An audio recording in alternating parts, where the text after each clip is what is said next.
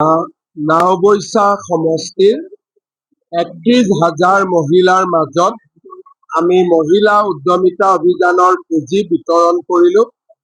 অসমত মহিলা উদ্যমিতা অভিযানৰ এইখন ১০১ নম্বৰ সভা আছিলে আৰু মই আশা কৰোঁ যে অহা এসপ্তাহৰ ভিতৰত আমি সকলোকে এই অভিযানৰ পুঁজি বিতৰণ কৰি এই কাৰ্যসূচী আমি সম্পূৰ্ণ কৰিব পাৰিম।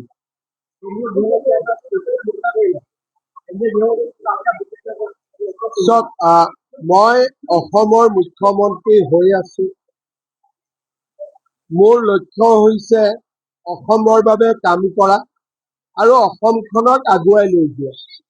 বৰ্তমান আমাৰ আটাইৰে যিটো লক্ষ্য, সেই লক্ষ্যটো হৈছে নিৰ্বাচনত বিজেপি বিজয়ী হওক।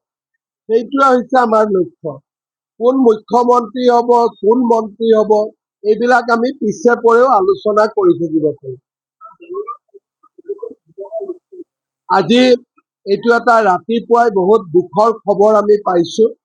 মই ইতিমধ্যে পুলিচক নিৰ্দেশ দিছো যে বাংগালোৰৰ পুলিচ কমিশনাৰৰ লগত কথা পাতিব লাগে, ঘটনাৰ তদন্তও কৰিব লাগে আৰু মৃত শৰীৰকেইটা সন্মান সহকাৰে অসমলৈ উভতাই আনিব লাগে। আৰু মই নিজেও কৰ্ণাটকৰ মুখ্যমন্ত্ৰীৰ লগত আজি গধূলি এই বিষয়ে আলোচনা কৰিম। ইয়াৰ কিছুমান নৰ্মছ আছে।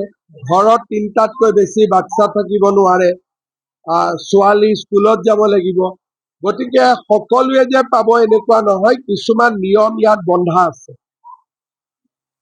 হ'ব, থেংক ইউ।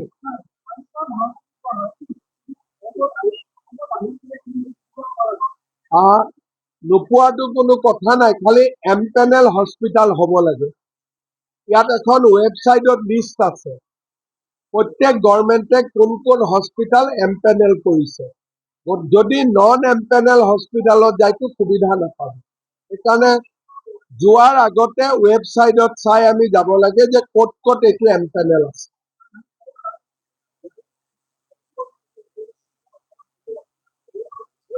আমাৰ ৰাতি আমি ২ ঘণ্টা সময় আমাৰ প্ৰস্তুতিৰ কথাই পাতিছো যে ইলেকশ্যনৰ আগলৈকে কি কি কৰিব লাগিব, কেনেকে আগুৱাই যাব লাগিব। গতিকে যোৱাকালি ২ ঘণ্টা সময় খুব ভাল আলাপ আলোচনা আমাৰ পাৰ্টিৰ অফিচত গৃহমন্ত্ৰী ডাঙৰীয়াৰ উপস্থিতিত অনুষ্ঠিত হয়।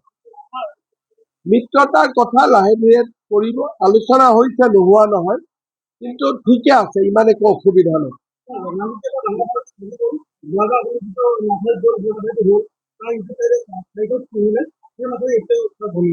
মই চাই দিম।